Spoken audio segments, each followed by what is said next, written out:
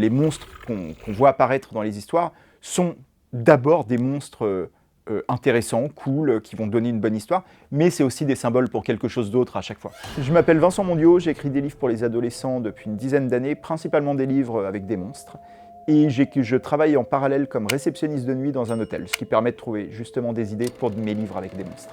C'est souvent un moyen de parler de sujets réels, émotionnels, intimes, mais d'en parler de manière divertissante, dans une histoire qui va faire peur, où il y aura de l'action. La série que j'écris en ce moment, elle s'appelle donc Le Gang du CDI.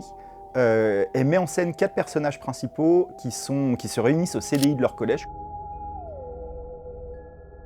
Chaque roman va être centré sur un des 4 personnages du gang. Ces 4 élèves ensemble vont se retrouver au départ par hasard dans le CDI de leur collège, comme je disais, et vont depuis ce CDI enquêter sur les phénomènes paranormaux qui ont lieu dans leur ville et notamment dans leur collège. Le tome 3 s'appelle La solitude du corbeau. Il est centré sur Nadia cette fois.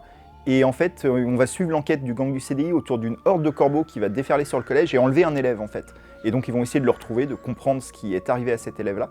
Et ça va les mener à découvrir des secrets sur la ville, des secrets anciens. Le 4e tome s'appelle Mignon mais mortel. Il est centré sur Sam, le 4e membre du gang du CDI, qui va trouver dans son quartier des petites créatures mignonnes. Il va très rapidement découvrir que ces créatures sont pourchassées par des employés de la ville, notamment la police.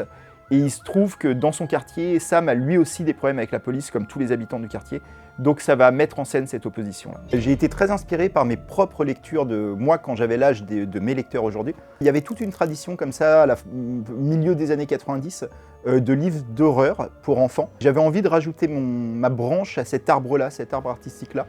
Vous pourrez découvrir la suite des aventures du gang du CDI dans les tomes 3 et 4 qui sortent chez Actes Sud Jeunesse en septembre prochain.